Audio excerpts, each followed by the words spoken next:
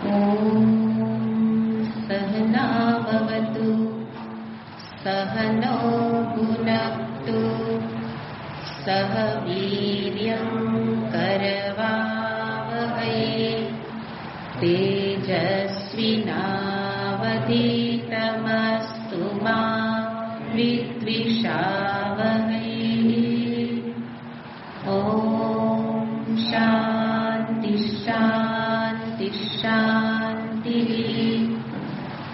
शङ्करं शङ्कराचार्यं केशवं बादरायणं सूत्रभाष्यकृतौ वन्दे भगवन्तौ पुनः पुनः।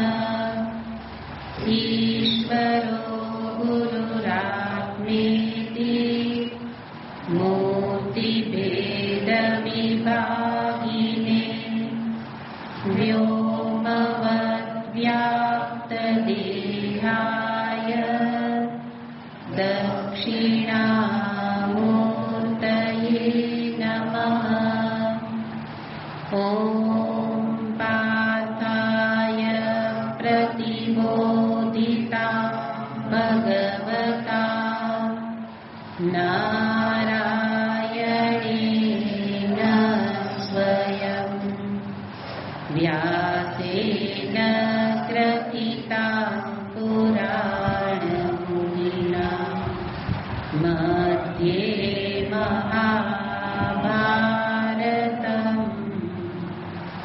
अद्वैतामृतवर्षिणी भगवती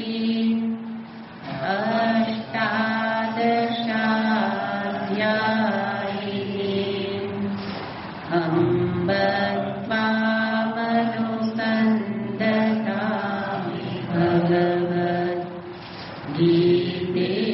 भवद्वेषिणी। यं ब्रह्मा वरुणेन्द्ररुद्रमरुतः स्तुवन्ति दिव्यैस्तवैः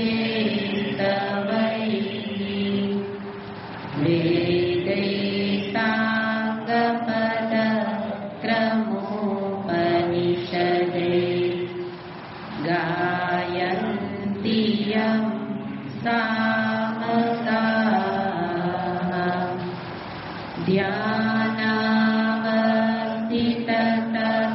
ध्यानावर्तितगतेन मनसा पश्यन्ति यं योगिनो यस्यान्तं न विदुः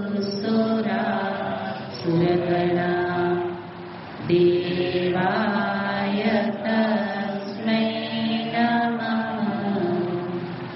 यस्यान्तं न विदुः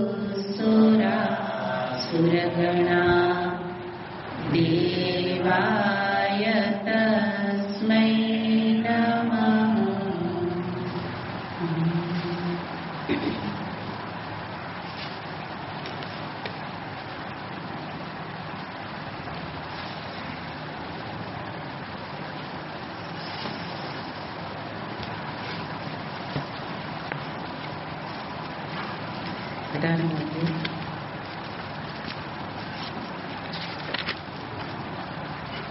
અઢારમો અધ્યાય 18મો શ્લોક.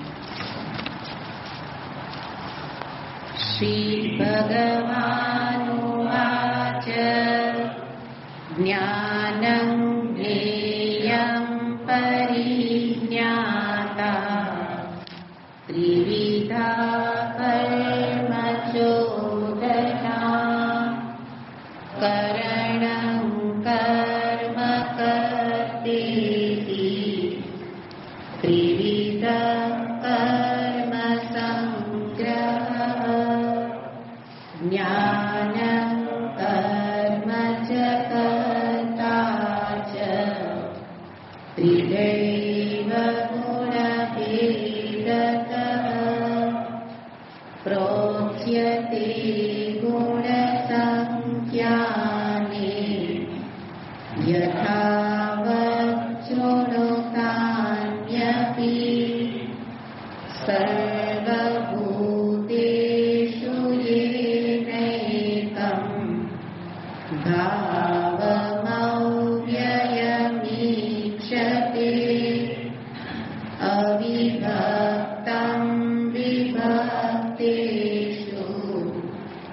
तज्ज्ञानं विद्धि सात्विकम् पृथक्त्वेन तु यज्ज्ञानम् नानाभावान् पृथग्विदान् वेत्ति सर्वेषु भूतेषु तज्ज्ञानं विद्धि राजसम् यत्तु कृत्स्नवदेकस्मिन् कार्ये सक्तमहैतुकम् अतत्त्वार्थवदल्पञ्च तत्तामसमुदाहृतम् नियतं सङ्गरहितम् अरागद्वेषतः कृतम् अफलप्रेप्सुना कर्म यत्तत्सात्विकमुच्यते यत्तु कामेप्सुना कर्म साहंकारेण वा पुनः क्रियते बहुलायासम्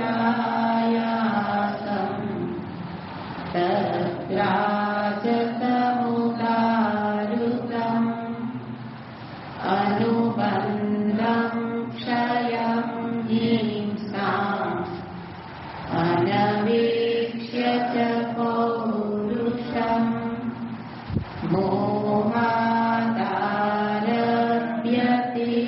कर्म यत्तत्तामसमुच्यते।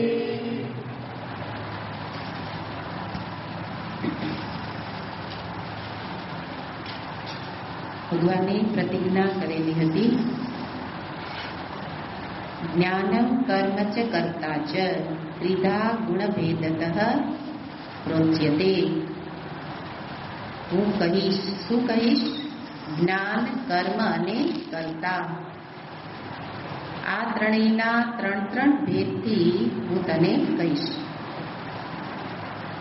અને એના માટે ભગવાન અહીંયા પ્રતિજ્ઞા અનુસાર ત્રણ વિભાગમાં 3 ગુણને અધીન એ સમજાવે છે કે જ્ઞાન એટલે મનમાં કેવી સમજદારી હોય, કર્મ પૂર્વે કેવી સમજદારી હોય તો એને સાત્વિક કહેવાય, રાજસિક કહેવાય કે તામસિક. અને એ રીતે જુઓ તો ભગવાન 16મા અધ્યાયથી શરૂ કરી અને એક જીવનની પૂર્વ તૈયારી બતાવે છે.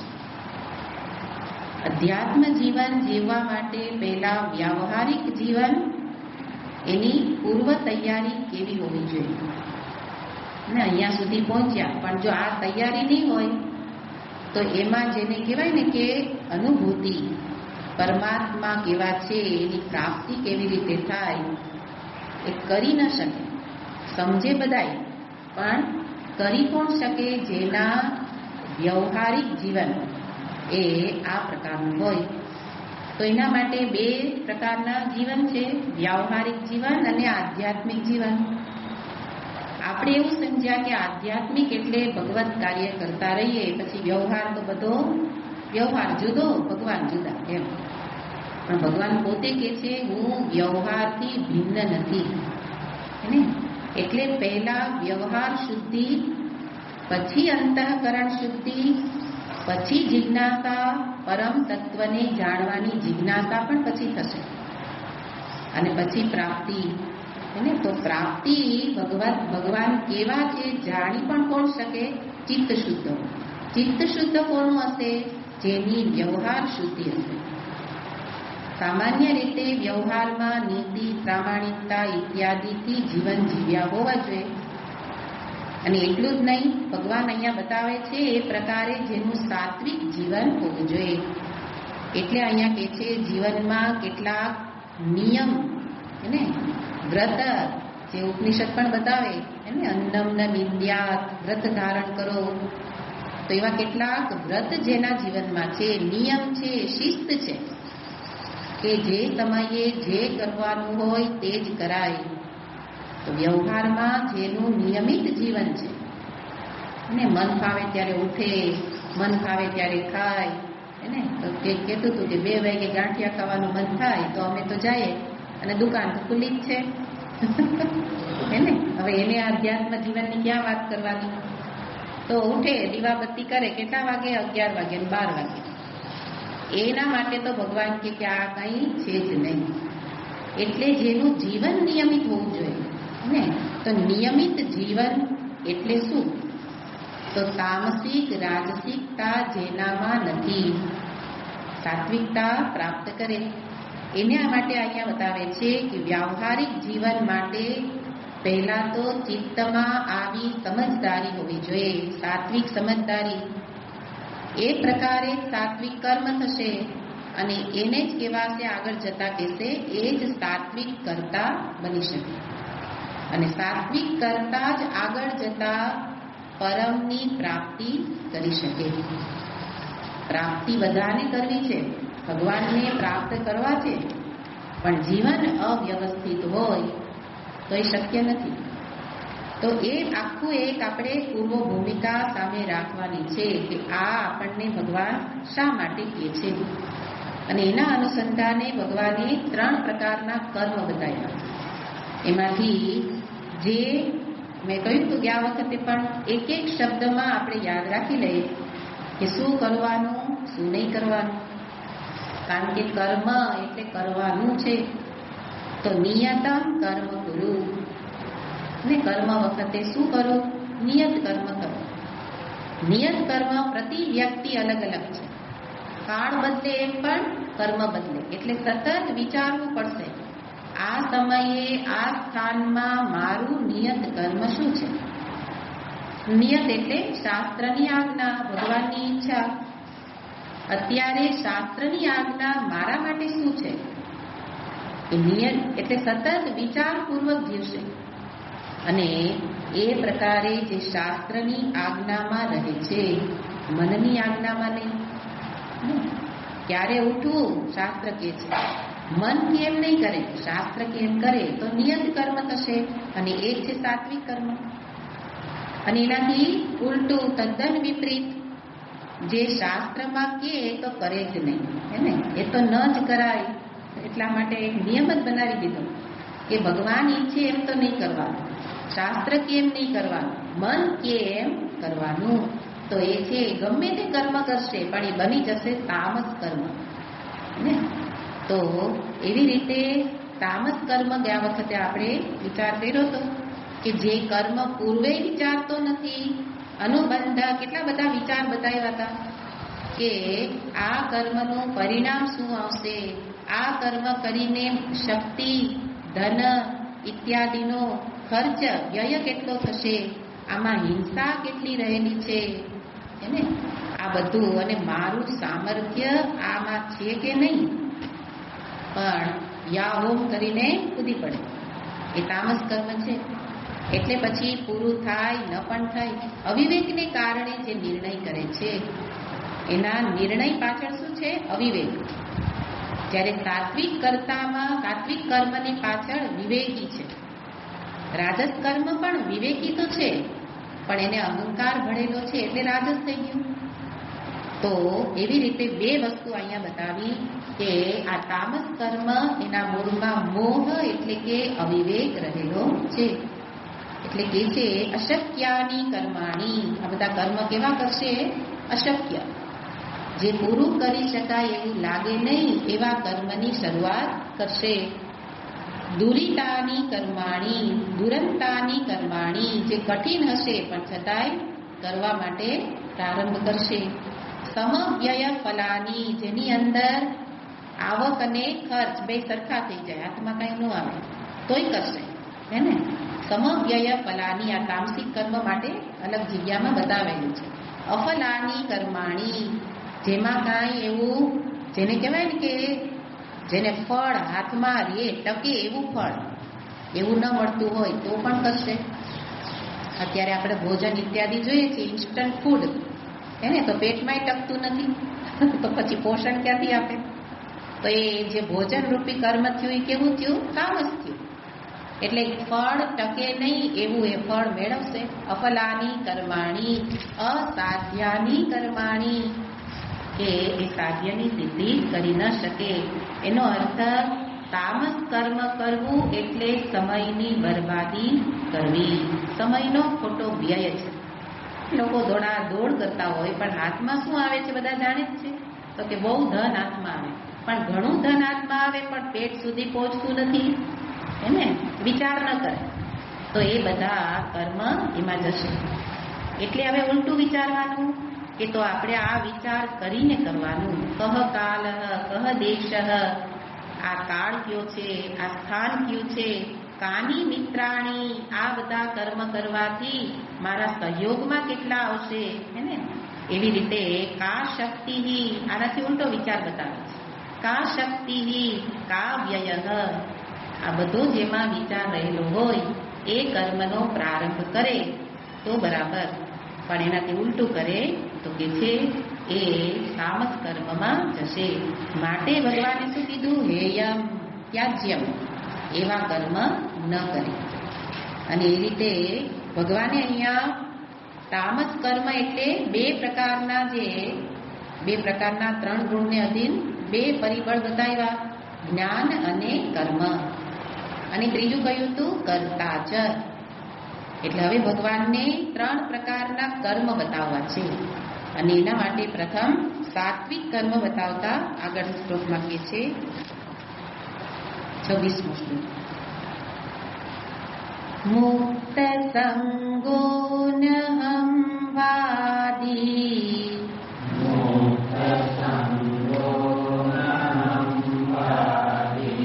ધૃત્યુત્સાહ સમન્વિતઃ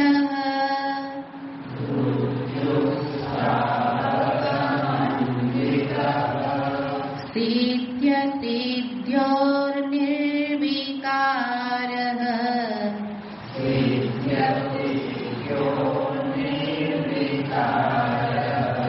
કર્તા સાત્વિક ઉચ્યતે.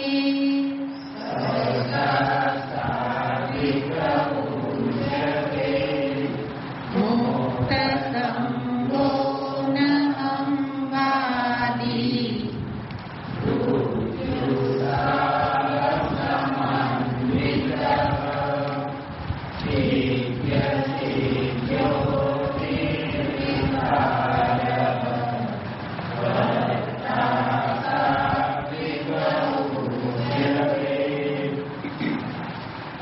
एवं विदः अयम विशेष कर्ता सात्विक कर्ता. ભાષ્યકાર કહે છે આવા પ્રકારના કર્તાને સાત્વિક કર્તા કહેવાય.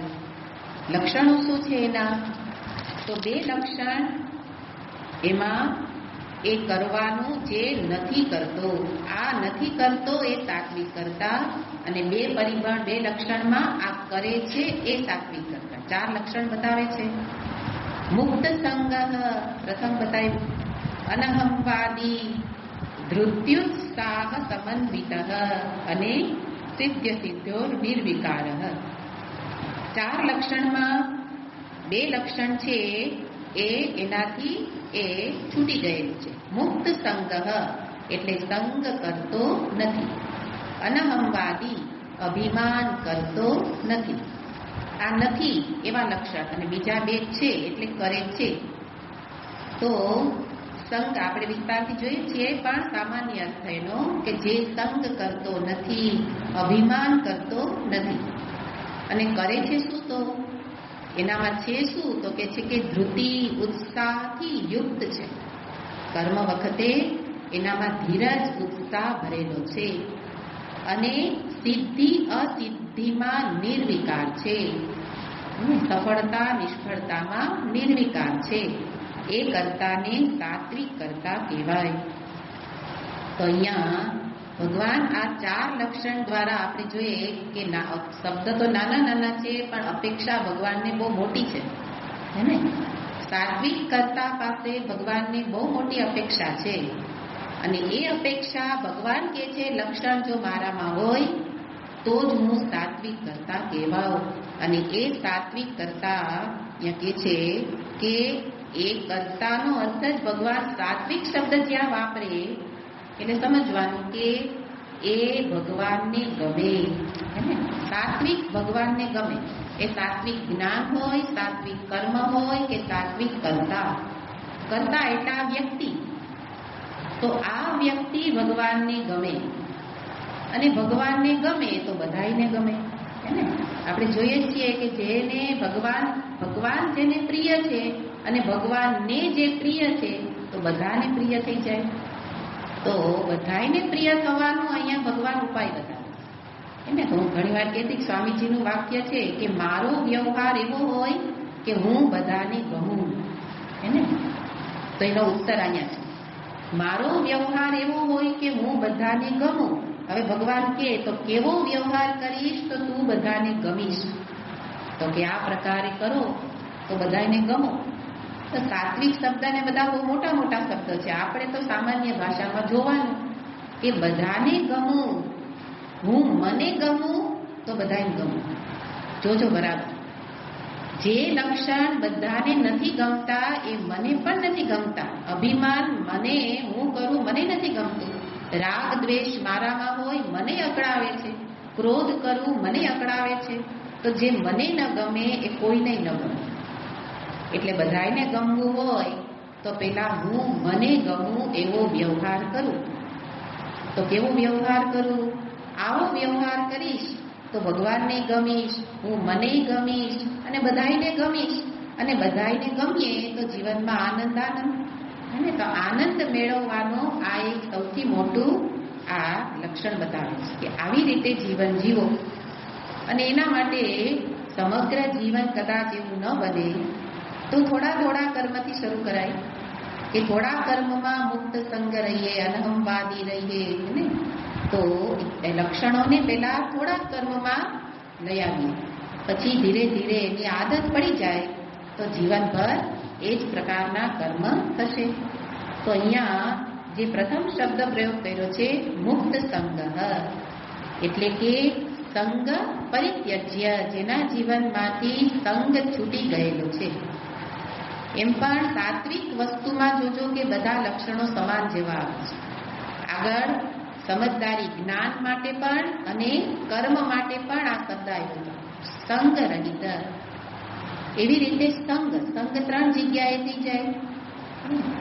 એક સંગ કર્મ સાથે, કર્મ સંગ, આસક્તિ જેને કહેવાય આસક્તિ. કર્મ સંગ એટલે કર્યા વિના રહી જ શકાય નહીં, શાંતિથી બેસી જ શકે નહીં. એ શું છે? કર્મનો સંગ. આપણે એને બહુ સારું કહીએ આપણે એને શું કહીએ કે ના બપોરે મારે તો ઊંઘવા ન જોઈએ, મારે તો થોડું કામ મને જોઈએ. હા, તો ઊંઘવા ન જોઈએ સારું લક્ષણ છે, પણ બપોરે તમે થોડું ભજન કરી શકો, બેસીને આ કંઈક વાંચન કરી શકો, એ ન ગમે, મને કામ જોઈએ. તો એ શું થઈ ગયું? કર્મનો સંગ. એનાથી ઉલટું થાય, કેટલાકને વાંચ્યા વિના ઊંઘ જ ન આવે, એ સંગ છે. આપણે કહીએ ને જેને સારું, ભગવાન ચોકડી મારી દે, આ સારું નથી, આ સંગ છે. સંગ ઓળખવો હોય તો એક જ વાક્ય, જેના વિના મને ચાલે નહીં. ચા વિના મને ચાલે નહીં. તો ચાનો શું છે? સંગ છે. એવી રીતના મને વાંચ્યા વિના ચાલે નહીં, તો એ સંગ છે. પણ શરૂઆતમાં એવા સાત્વિક સંગ સારા. નહીં તો કહેશે કે તો વાંચવાનું નહીં, છોડી દો. આપણે કે મને સવારમાં પૂજા કર્યા વિના ચાલે નહીં, તો કે સંગ છે, પણ ભલે રહ્યો, એ સંગ જરૂરી છે. સાત્વિક સંગ અત્યારે શરૂઆતમાં જરૂરી છે, અંતે એ દૂર કરવાનું, પણ આપણે તો કરીએ જ નહીં, કરવું નથી. એટલે શું કહે? પૂજાનો સંગ થઈ જાય, એના કરતા કરવી જ નહીં. સંગ તો સાત્વિક સંગ પેલા કેળવવાનો છે, કરવી જ જોઈએ. આ સમયે સાત્વિક કર્મનો સમય છે, કરવાનું જ હોય. કર્યા વિના ન ગમે, વાંધો નહીં, એ સંગ બરાબર છે. કારણ કે આપણે નહીં તો ભગવત કાર્યમાં ક્યારે પ્રવૃત્ત જ નહીં થાય. પણ એ બધું પેલા ઘરના વ્યવહારમાં જોવાનું છે. આ વ્યક્તિ વિના ન ચાલે, આ વસ્તુ વિના ન ચાલે, એ સંગ પેલા છોડવાના અને ભગવત સંગ વધારવાનો છે, હે ને? તો એ સંગ ભલે હોય, ન તો કે મુક્ત સંગ કીધું એટલે હવે તમે કહો ને કે મને સવારમાં પૂજા કર્યા વિના ન ચાલે, એ છોડો છોડો, હે ને? નહીં, એ કરવાનું છે. કારણ કે જગતનો સંગ છોડાવવા મારે કોઈક આલંબન તો જોઈશે ને. આલંબન વિના રહી ન શકાય. એટલે નહીં તો સવારના સમયમાં બીજું કંઈક કરશું. એટલે એ કોઈ પણ સમયે ભગવત સંગ એ હંમેશા, અને ભગવાન જ્યારે એની સાથે જોડાવ ને તો ભગવાન તમને પકડે જ નહીં, એને એ તમને આગળ વધારે. એટલે જ્યારે સંગની વાત આવે તો આપણે સીધું એને ન્યા ન લઈ જાઓ, તો સીધું ભગવાન સાથે જોડી દે. જો તમને પૂજા કર્યા વિના હાલતું નથી ને, એને તમને આસક્તિ છે તો ભલે રહી, એ તો હોવી જ જોઈએ. જગતની આસક્તિ છોડાવવા ભગવત કાર્યની આસક્તિ રાખો, એને. અને ભલે યાંત્રિકતાથી થાય છે કરો, ભલે કાંઈ સમજાતું નથી કરો. ભગવાન સાથે જોડાવવા માટે કોઈ નિયમ નથી. એ જ તમને આગળ પ્રવૃત્ત કરાવશે કે હવે આવી રીતે કરો, આ રીતે કરો. પણ અહીંયા જ્યારે સંઘની વાત આવે ત્યારે વ્યાવહારિક જીવનની વિશેષ ચર્ચા છે. એટલે અહીંયા બતાવે છે કર્મ સંગ.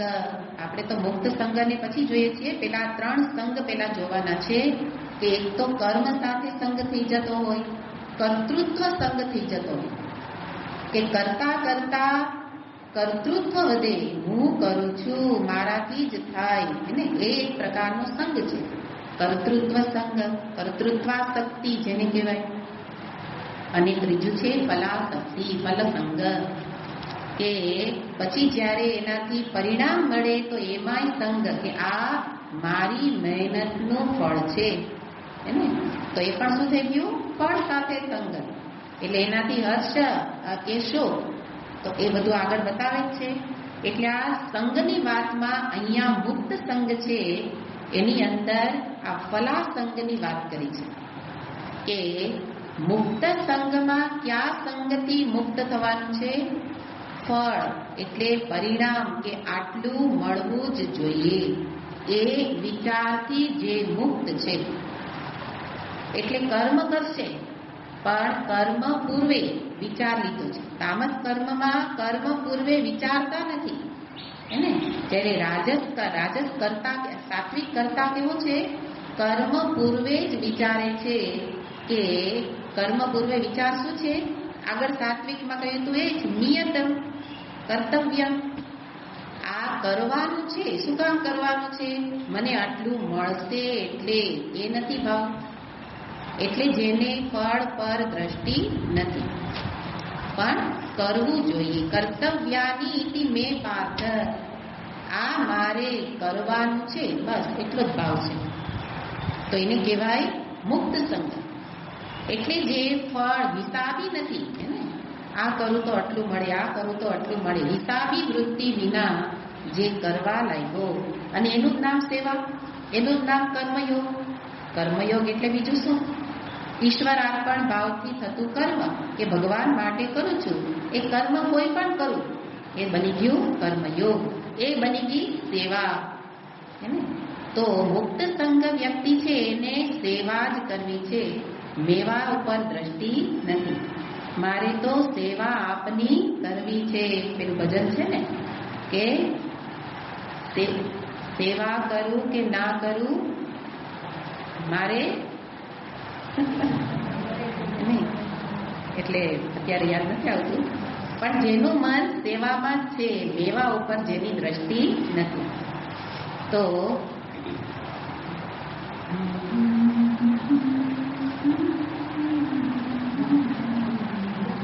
સેવા તમારી કરવી છે. મુક્તિ મળે કે ના મળે, મારી સેવા તમારી કરવી. મનમાં નતર ચાલે રાખ્યા ચાલતું કે શબ્દ ન પકડાય. તો મુક્તિ મળે કે ના મળે, મારે સેવા તમારી કરવી છે. એનો અર્થ એને કર્મ કરીને પણ આગળ મોક્ષરૂપી પણ ફળ પર દ્રષ્ટિ નથી.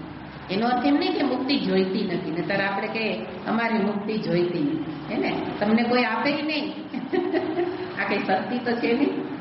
પણ મુક્તિ નથી જોઈતી એનો અર્થ શું? ભજનનો આપણે અર્થ સમજતા નથી કે એને માત્ર કર્તવ્ય પર જ દ્રષ્ટિ છે.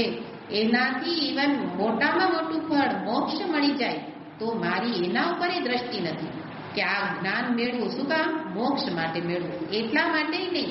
એને બસ કર્તવ્ય છે, આ જાણવું જોઈએ, આ કરવું જોઈએ. અને એવી રીતે જે નિરંતર કરતા રહીએ તો એના માટે કે છે કે કેવો થઈ ગયો? મુક્ત સંગ. અને એનો અર્થ ફળ મળે. કર્મ કરશે તો ફળ તો મળશે જ, પણ ફળ પ્રતિ કોઈ દુરાગ્રહ નથી. એને કર્મનું ફળ તો સ્વીકાર થશે, કરશે ત્યારે કર્મયોગી કેવી રીતે ફળ મેળવે? આપણે જોયું જ છે.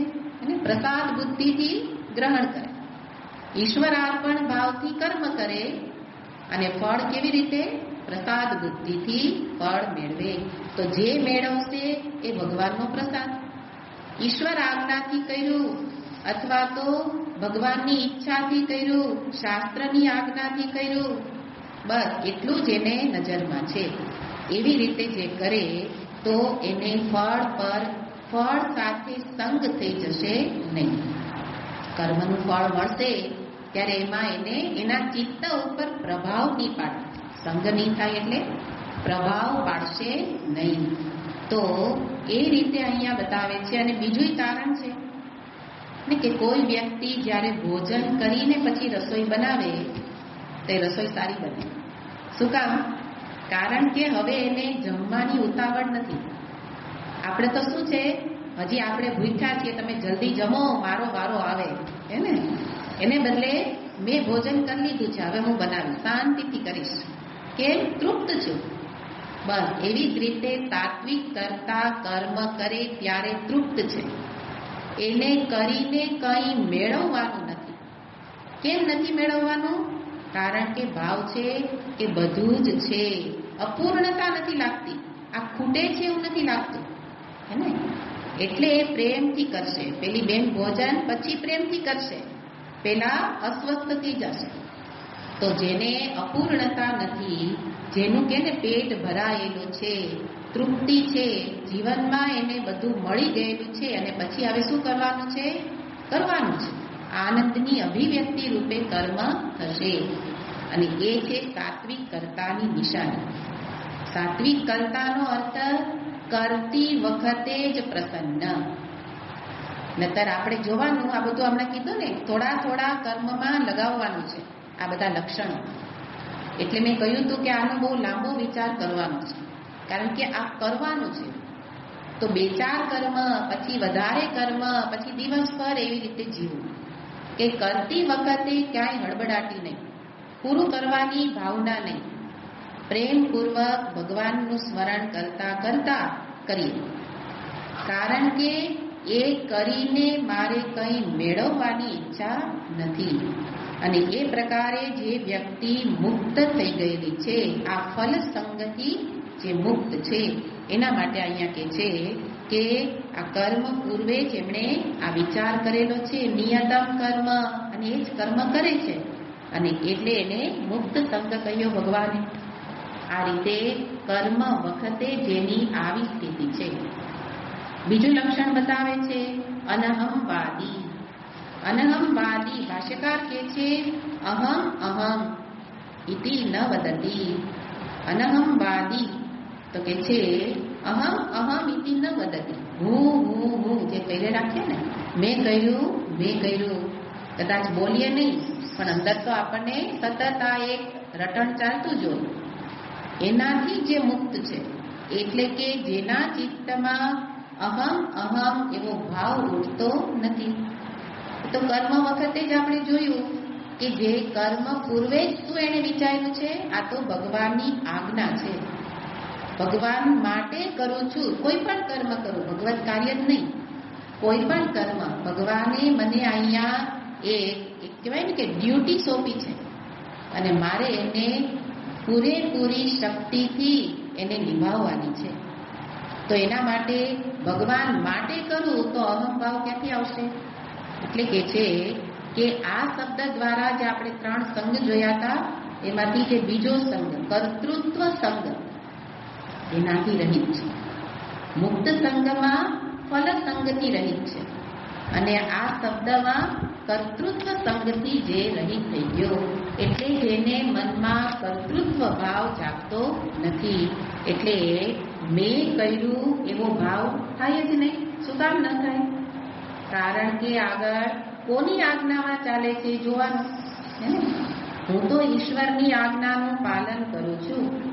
તો હવે જો મને ભગવાને કંઈક સારો વિચાર આપ્યો અને એનાથી સારું કર્મ થયું, તો જે વિચાર આવ્યો એ બુદ્ધિ પણ એની છે, એને બનાવી. પ્રકૃતિમાંથી તો બુદ્ધિ બની અને એમાં વિચાર મૂકનારા ભગવાન છે ને.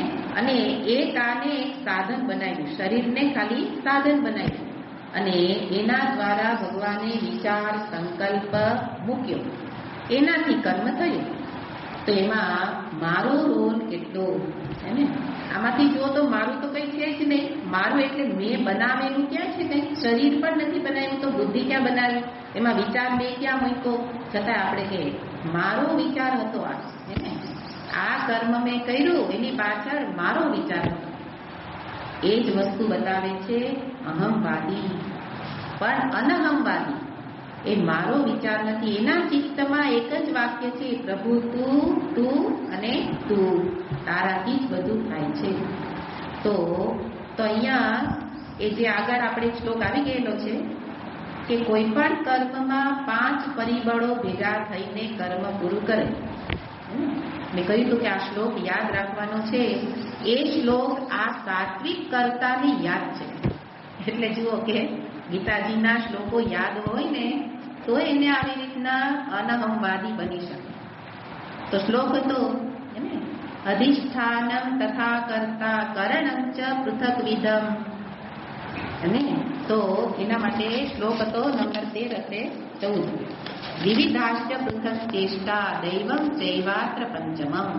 આ 5 પરિબળો ભેગા થઈ અને કર્મ સંપન્ન કરે છે. અને આ વ્યક્તિ એ બરાબર જાણે છે કે આમાં મારે મેં કંઈ જ કર્યું નથી, હે ને? કદાચ આપણે આમ જુઓ તો સાત્વિક કરતા તો એક પ્રકારે ભક્ત છે. એટલે પેલું એક જ કારણ આપશે કે બધું ઈશ્વરના અનુગ્રહથી થાય છે, આપના આશીર્વાદથી થાય છે, આપની કૃપાથી થાય છે. પણ હવે માની લ્યો કે ભક્ત નથી, છતાં એને સાત્વિક કરતા બનવું હોય તો એને પોતાને ભલે મેં કર્યું સમજે, પણ આ 5 માંથી હું એક, એટલે મારો રોલ પણ છે. એવું નહીં કે મેં નથી કર્યું, મારો રોલ છે, પણ બહુ ગૌણ રોલ છે. આ 4ની સહાય ન હોત તો હું કંઈ કરી ન શકત, હે ને? તો ત્યાં અધિષ્ઠાનમ તથા કર્તા, તો કર્તા પણ આવ્યો જ છે. ભગવાન કે તે કર્યું છે એની ના નહીં, પણ તે એકલાએ નથી કર્યું. આમ જુઓ તો ભક્તની દ્રષ્ટિમાં તો પોતે કંઈ કર્યું જ નથી. હકીકત તો આ જ છે કે આપણે કંઈ કરતા જ નથી. હમણાં જ વિચાર્યું, એટલે પેલો વિચાર તો એ જ છે કે શરીરથી લઈ બધું એનું છે, જગત એનું છે, વિચાર એનો છે, શક્તિ એની છે. તો એમાં ખરેખર વાસ્તવિકતા તો એ જ છે કે મેં કંઈ કર્યું નથી. અને બીજું વિચાર કરવો હોય કે ધારો કે પોતે કર્યું છે, તો એવી રીતે વિચારે કે આ 5ની સહાયમાં હું પણ એક હતો, બીજા 4ની સાથે હું હતો. ત્યાં શરીર, ઇન્દ્રિય, પ્રાણ એને એ બધા એને લીધેલા છે. તો એ બધા જો સહાયક ન હોય, શરીર સ્વસ્થ નથી તો ન થાય, મન બરાબર નથી, નિર્બળ છે તોય નહીં થાય, શક્તિ નથી તોય નહીં થાય, પ્રાણન ક્રિયા બરાબર ચાલતી નથી તોય નહીં થાય, હે ને? આખા જગતની સહાય જોઈએ, સાથે શરીરની સહાય જોઈએ, ત્યારે બુદ્ધિના વિચાર મુજબનું કર્મ થાય. એ તો વિચાર તો ઘણાઈને બહુ સારા આવે છે, હે ને? સત્સંગ તો મારે કરવો જ છે, ઘણા કહે ને મારે કરવો જ છે, પણ આ સહાય નથી કરતા તો ન થાય. તો સહાય બધાની હતી એટલે આપણે કંઈક કરી શક્યા. એ પ્રકારે અહીંયા જેને ભાવ છે, તો પ્રથમ અને બીજા 2 ભાવને બરાબર જોવાના કે તમારે થોડોક અહંકાર રાખવો છે તો આવી રીતે રાખો, પણ સંપૂર્ણ અહંકાર રહિત થવું હોય તો હનુમાનજીની જેમ, હે ને? કે હનુમાનજીએ, રામજી એકવાર બેઠા હતા અને હનુમાનજીએ કહ્યું, હનુમાનજીને વખાણ કરે ભગવાન રામજી, સમુદ્ર લંઘન કર્યું ને, સમુદ્રને ઓળંગીને ભગવાન સીતાજીની શોધ કરીને આવ્યા હનુમાનજી. તો હનુમાનજીના ત્યાં ચોપાઈમાં બહુ વખાણ કર્યા રામજીએ. તો ત્યાં પંક્તિ સરસ બતાવી છે.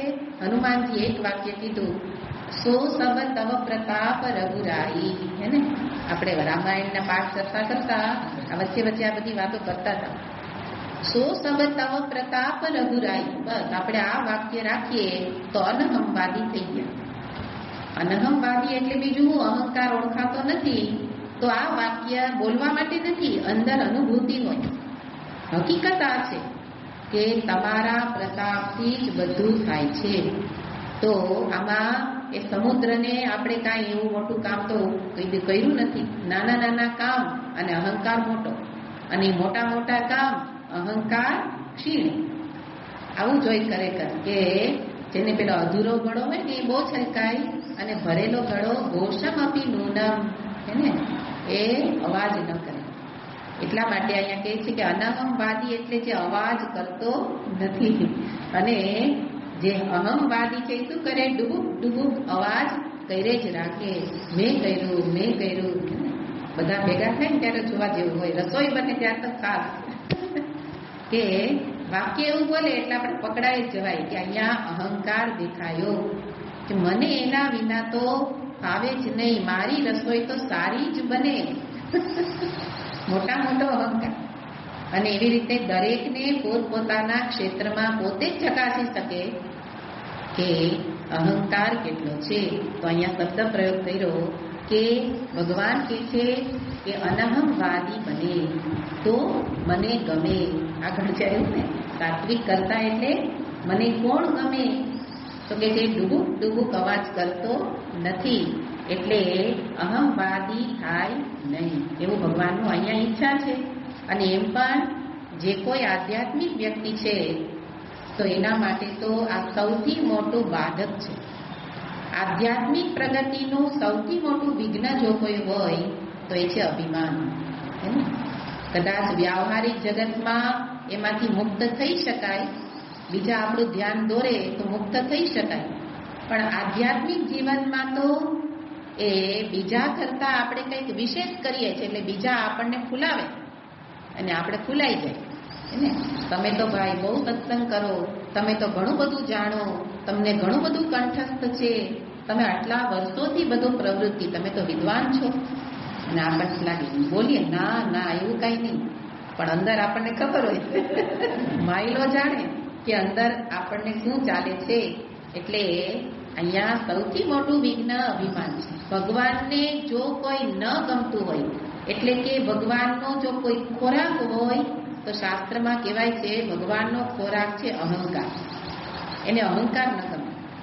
એટલે કેટલી બધી એવી કથાઓ છે ને, ઘણી વાર આપણે કરી છે કે ભાગવતમાં એવી ઘણી કથાઓ છે કે જેની અંદર ભક્તમાં આ એક ડાઘ, અહંકાર રૂપી એક ડાઘ દૂર કરવા ભગવાન એટલી મથામણ કરે અને દૂર કરીને છૂટકો કરે કે આટલું બધું કરીને મારી સમીપ આવ્યો, અને જો એટલો અહંકાર રહી જશે ને, અર્જુનમાંથી પણ એ ભગવાને દૂર કરાવ્યો હોય, અને હનુમાનજીમાંથી પણ દૂર કરાવ્યો હોય, અને પોતાના જ પટરાણી સત્યભામા હે ને એમાંથી ભગવાન શંકરે પાર્વતીજીમાંથી તો આટલી દેવી કક્ષાના હે ને, જેને માતાજીની કક્ષા, જેને આપણે પૂજનીય છે, એની અંદર પણ એક ડાઘ આવી જ જતો હોય, પણ ભગવાનની સમીપ છે ને એટલે ભગવાન દૂર કરે. હવે આપણે તો ભગવાનથી 100 યોજન દૂર છીએ અને એટલે ભગવાન તો એ કૃપા કેમ કરશે? એટલે આપણે બહુ સજાગ રહેવું પડે. અને આ વિચાર કરવાથી આપણને સમજાય કે આ કોઈ કલ્પનાની વાત નથી, અહંકાર એ છોડવાની વાત નથી, અહંકાર કરવાનું કોઈ સ્થાન જ નથી. છોડે ક્યાંથી? હે ને, કરવાનું છે શું? મેં કર્યું શું? જે અહંકાર છે એ તો ખાલી બધા સાથે તાદાત્મ્ય કરીને રહેલો છે, કરે છે બીજા, અને જોડાઈ ગયેલો છે એ બોલે છે. હે ને, શરીર કરે, જોડાયેલો અહંકાર બોલે મેં કર્યું. મન વિચારે, જોડાયેલો અહંકાર કે છે મેં કર્યું, મેં વિચાર્યું. તો ખરેખર અહંકાર એ એના જેવું કોઈ એ ખરેખર કાલ્પનિક છે. આ સત્ય તો આ જ છે કે કંઈ કોઈ કરતું જ નથી, હે ને? અને જો કોઈ કરે છે તો ઈશ્વર ઈચ્છાથી જ બધું થાય છે. આટલું યાદ રહી જાય ને, જીવનમાં કર્મ વખતે જ શાંતિ. આ શાંતિનો સૌથી મોટો ઉપાય છે કે આપણને અકળાવે, દુઃખી કરે તો એનું કારણ છે મારી ઈચ્છાથી થયું. પણ મારી ઈચ્છાથી કંઈ ચાલે જ નહીં, પાંદડું ન હલે, હે ને? તો ઝાડવા ક્યાંથી હલે? તો આવી રીતે અહીંયા બતાવે છે કે સાત્વિક વ્યક્તિને તો મેં કહ્યું એ બોલવામાં પણ શરમ સંકોચ થાય, હે ને? મેં શું કર્યું? કંઈ નથી કર્યું. એ પ્રકારનો જેને ભાવ છે તો અહીંયા કહે છે એ અનહંવાદી છે. તો આવી રીતે ભગવાન બીજું લક્ષણ બતાવે છે કે જેને કર્તૃત્વ અભિમાન નથી. કર્તૃત્વ સંગ એટલે કર્તૃત્વ અભિમાન જે નથી. અને આ અનહંવાદી થયો પછી જ આગળ જતા પોતાના સાચા અકર્તા સ્વરૂપને એ જાણી શકે. હું કરતા નથી, આપણે બોલવાનું નથી કે હું કરતા નથી, હું અકર્તા છું, એ જ્ઞાન નથી. સાત્વિક કર્તાને કઈ જ્ઞાન નથી. સાત્વિક કર્તાને તો વ્યવહારમાં આવી સમજ છે, જ્ઞાન નથી કે હું અકર્તા છું, હે ને? પણ એ જ્ઞાન સુધી પહોંચવાનું આ સાધન છે.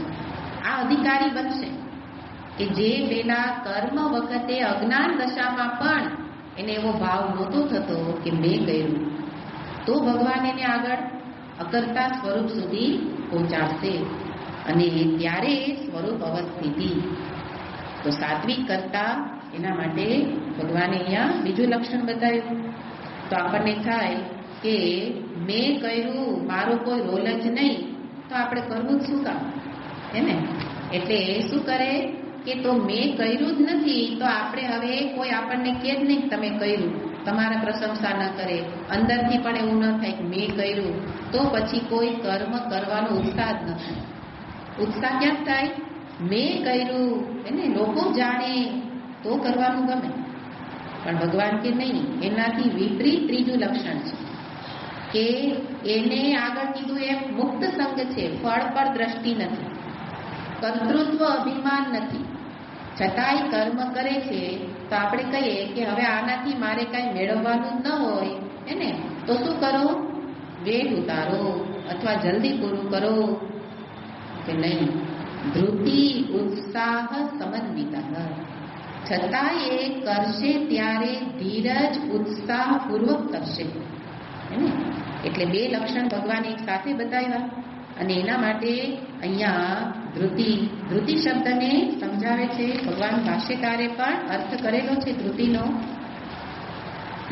ધૃતિ ધારણમ ઉત્સાહ ઉદ્યમ તાભ્યામ સમન્વિત સંયુક્તા.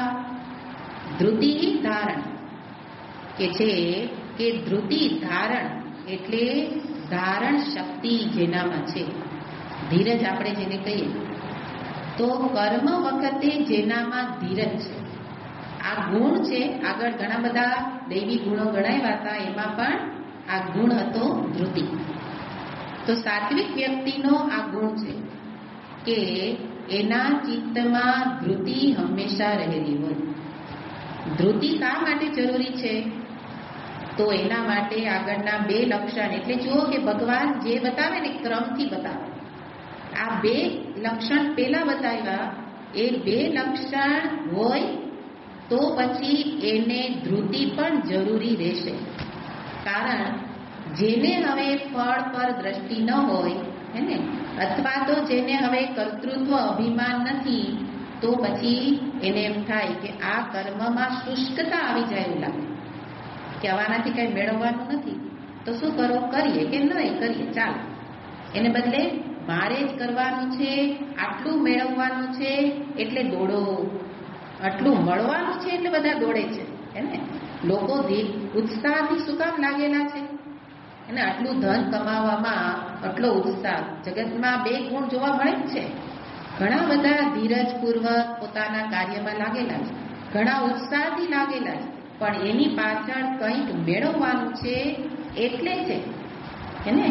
પણ આ અહીંયા તો શું કીધું કંઈ પણ મેળવવાની ભાવના નથી, તો પછી આ ગુણ ક્યાંથી? આની જરૂર જ નહીં. ઉત્સાહ ઓસરી જાય. કારણ કે આ કરીને મારે કાંઈ મેળવવાનું નથી, મારે કાંઈ મળવાનું ન હોય તો હું શું કામ કરું? એવું થાય ને ભાવ. એટલે કે છે નહીં, તો પણ મુખ્ય ગુણ આ ચિત્તમાં અધ્યાત્મ જીવન માટે જરૂરી છે, ધીરજ અને ઉત્સાહ. વ્યવહારિક જીવનમાં તો આપણને કર્મનું ફળ સીધે સીધું દેખાય છે, કદાચ ન જોઈએ તો પણ દેખાય છે. પણ અધ્યાત્મ જીવનમાં આ ધૃતિ અને ઉત્સાહથી યુક્ત ચિત્ત હોવું જોઈએ, કારણ કે એમાં કોઈ પ્રત્યક્ષ ફળ દેખાતું નથી. એટલે અહીંયા બતાવે છે કે ધીરજ ને. તો કારણ કે કર્મ વખતે વ્યવહારિક રીતે જુઓ, આધ્યાત્મિક રીતે જુઓ કે કોઈ પણ કર્મ હોય એમાં સંકટ આવે, વિપત્તિ આવે, એને વિપરીત પરિસ્થિતિ આવી જાય તો આપણે શું કરીએ? કાંઈ મેળવવાનું જરૂર નથી તો છોડી દો, એને કરો કે ન કરો ચાલશું, એનાથી મારે કાંઈ મેળવવાનું છે નહીં એટલે છોડી દેશું. પણ તોય છોડશે નહીં. વિપત્તિ ધૈર્ય. ધૈર્ય ક્યાં હોય? સામાન્ય પરિસ્થિતિમાં તો જરૂર નથી, પણ વિપરીત ઘટના ઘટે ત્યારે પણ ધીરજ. અત્યારે જુઓ કે અત્યારે આટલી ગરમી હોય ને, અને આપણે અહીંયા સત્સંગમાં આવવું છે તો ધીરજ ન હોય તો શું કે બહુ તડકો છે, બેસી જાઓ, વાહન નથી, ન જાઓ હે ને. ચાલીને આવવું હોય તો શું કે વાહન નથી, એટલો બધો તડકો છે, જવું નથી હે ને. ત્યાં જઈને શું કાંઈ મળવાનું છે ને, એને આ સાત્વિક કર્મ છે. ધીરજપૂર્વક આવ્યા, ઉત્સાહથી પહોંચ્યા. કોઈ કીધું હોય ધક્કો મારે એ નથી એને. તો આપણે આ કર્મ કેવું કર્યું? સાત્વિક કર્મ. કે આ કરીને કંઈ મેળવવાનું હાથમાં કંઈ આવતું નથી, અહીંયા તો પ્રસાદી મળતો નથી હે ને. તો આ જુઓ, આ ગુણ અહીંયા લાગુ પડે છે. વિપત્તિ ધૈર્ય. બધી પરિસ્થિતિ બદલે. વરસાદમાં વર્ષા ઋતુ તો વરસાદે વરસે ને, ઠંડી હોય ગરમી હોય, છતાંય જો આપણે એને પકડી રાખ્યું તો સમજો કે સાત્વિક કર્મની કોટીમાં જશે. એટલે કીધું ને, બે ચાર કર્મ એવા કરીએ પછી ઉત્સાહ થાય કે આ તો કરવાની મજા આવે. અને એમ પણ વિપરીત પરિસ્થિતિમાં આપણી અંદર જે સુષુપ્ત શક્તિ છે એ ખરેખર જાગૃત થાય ને. તાપમાં નીકળીએ તો ખબર પડે કે તાપથી રક્ષણ કરવા અંદરથી શક્તિ પ્રગટ થઈ અને મારું રક્ષણ કર્યું, કાંઈ થયું નહીં તો શું સમજો? એ સુષુપ્ત શક્તિ જાગૃત થઈ. તો વિપત્તિમાં પણ જે ટકી રહે એને, ત્યારે સમજો કે એ કર્મ સાત્વિક થયું. અને ખરેખર અધ્યાત્મ જીવનમાં તો એવું છે કે ભગવત પ્રાપ્તિ તરફ નીકળેલાને જીવનમાં ખૂબ સંકટ આવે. સૌથી મોટું સંકટ દેવતાઓ તરફથી આવે. લોકો તરફથી તો આવે જ, પણ મુખ્ય દેવતાઓ તરફથી આવે ને.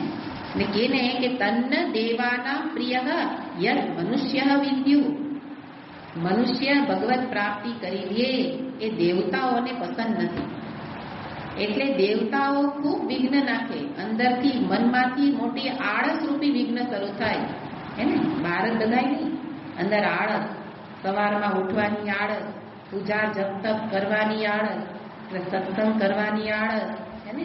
આ આળસ શું છે? સૌથી મોટો એ શત્રુ છે. અને એને શું કર્યું? આમાં પથ્થર ફેંકો. અધ્યાત્મ જીવનમાં આગળ વધવા જ નથી. અને પછી બીજા બધાઓ તો તૈયાર જ છે. અને એ ખરેખર એમાંથી કોઈનો દોષ નથી, પણ એમાં મૂળ એ વિઘ્ન કરનારા દેવતાઓ છે. શ્રેયાંસી બહુ વિજ્ઞાની. શ્રેષ્ઠના માર્ગે નીકળે એને વિઘ્નો તો હોય, પણ એવી રીતે સાત્વિક કર્મમાં લાગેલા હોય એને વિઘ્ન તો આવે. સાત્વિક કર્તાને પણ મનમાંથી વિઘ્ન તો આવશે, અને એ વિઘ્નો દેવતાઓ તરફથી પણ આવે, પણ એના માટે એ અટકી જતો નથી. અને ત્યારે કે છે એવી રીતે જે ધૃતિ, એમાં પણ જે કરતો રહે એનું નામ ધૃતિ. ધૃતિ એટલે ધીરજપૂર્વક ધીમે ધીમે ચાલતા રહો. નહીં શનૈહી પંથા શનૈહી કંથા શનૈ પર્વત મસ્તકે. આ બધી વસ્તુમાં શનૈહી ધીરજ જોઈએ. ગોદડી સીવવી હોય ધીરજ જોઈએ. પર્વત ઉપર ચડવું છે ધીરજ જોઈએ. સીધો ગિરનાર આમ ઉપરથી જોઈ લીધો, આપણું કામ નહીં. એવી રીતના આ સાત્વિક કરતાના લક્ષણો બધા આપણું કામ નહીં. આપણે તો ભાઈ કંઈક જોઈએ, ફળની ઈચ્છા છે, અહંકાર તો થાય, આપણું કામ નહીં, તો એ ન કરી શકું. પણ હું કરી શકીશ, કરવું જ છે. આવા પ્રકારની જેની મનમાં એ વિચાર જેને છે એનું નામ ધીરજ. હું કરીશ જ એવી રીતે વિઘ્નૈ પુનઃ પુનઃ પ્રતિહન્યમાને, પુનઃ પુનઃ વિઘ્નૈ પ્રતિહન્યમાનાઃ આરબ્ધશ્ચ ઉત્તમ જનાઃ ન પરિત્યજન્તે. સુભાષિત કીધું, આરબ્ધશ્ચ જેણે આ કાર્ય શરૂ કર્યું તો ઉત્તમ જન એ છે કે જે ક્યારેય છોડે નહીં. આપણે જો આટલા વર્ષોના સત્સંગમાં ઉત્તમ જન આપણે એટલા તો છીએ જ કે છોડ્યા નથી, એને ઉત્તમ જનાઃ ન પરિત્યજન્તે. પણ જેને ધીરજ નહોતી એને તો એને છૂટતું ગયેલું હોય. હવે છૂટ્યા પછી કેવું બીજું શું પકડાય? આ તો નહીં જ પકડાય. એને કારણ બીજા આપે, પણ મૂળ કારણ અંદરથી આવ્યું. અને એમાં પાછળ જુઓ, ભગવાનની કૃપા નથી, દેવતાઓનો અનુગ્રહ નથી, એટલે ક્યારેય સાત્વિક કરતા બની જ ન શકે. કોઈને દુકાનનું કારણ છે ને, કોઈને ઘરનું કારણ છે ને, કોઈને બીજું કારણો બહુ આપે. પણ હું ત્યારે જોઉં, મેં એક વાક્ય કીધું જ છે, ઈશ્વર કૃપા નથી એ સમજી લો. અને કૃપા દૂર થઈ, કારણ શું છે? મારા જ પૂર્વના પાપ કર્મ જાય. પાપ કર્મ કોઈ બહાર કારણ જ નથી, એને બધું અંદર જ ચાલે છે. પાપ કર્મ જાગે, ઈશ્વર કૃપા ઓછી થાય તો એના સ્વાધ્યાય સત્સંગથી દૂર થઈ જવાય, વિમુખ થઈ જવાય. પછી કે રેકોર્ડિંગ તો સાંભળીએ. હવે રેકોર્ડિંગ સાંભળવું એટલે આળસને પુષ્ટ કરવાનું કામ છે. રેકોર્ડિંગ કોને સંભળાય? જેને બધા જ પરિબળો એને જેને કહેવાય ને કે વિરુદ્ધ છે, પ્રત્યક્ષ શ્રવણની કોઈ તક નથી એને, ત્યારે એના માટે આ ઉપાય છે કે ચાલો એટલું તો એવું. પણ આ તો આળસને પુષ્ટ કરવાનું કામ છે. અને એને આપણે સાત્વિક કરતા કેવી રીતે સમજાવી શકાય? આ તો તાત્કાલિક પ્રયોગ કરવો પડે એને. અને પ્રયોગ કર્યો, એને સમજાયું કે ધૃતિ જરૂરી છે, અડગતા એને. અને એ રીતે એને કે ને અટલ યાત્રી, પેલી અટલ શું છે? અટલ નહેર છે ને, અટલ ટનલ. એવી રીતે આ અટલ ટનલ છે એને, અટલ ટનલ નામ સરસ છે.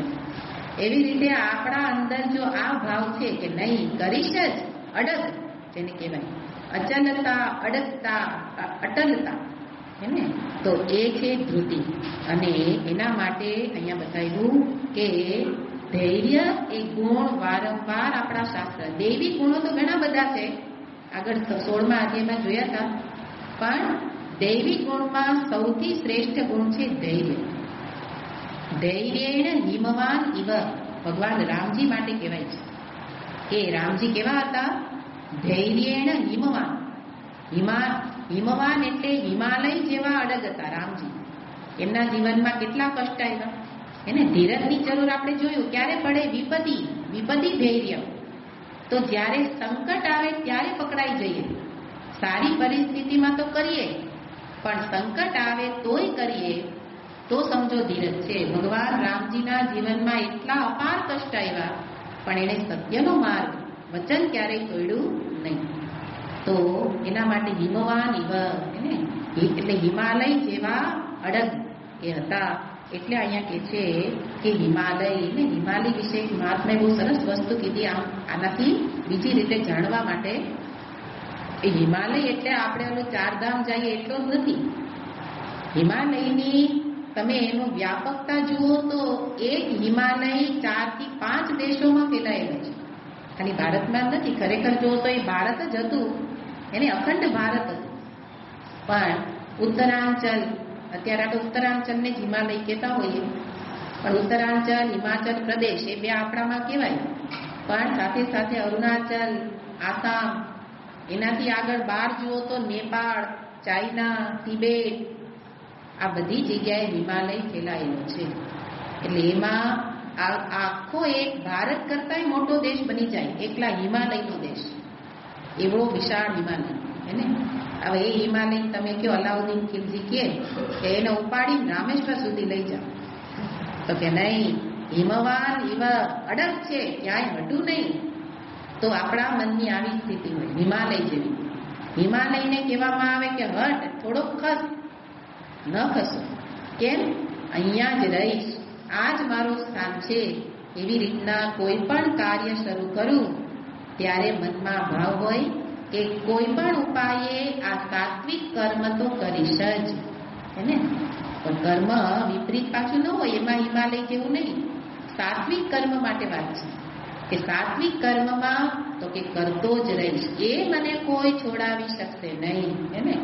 એ મારી અંદરથી મારું મન પણ એ મને છોડાવી નહીં શકે, કે બહારથી પણ નહીં છોડાવી શકે.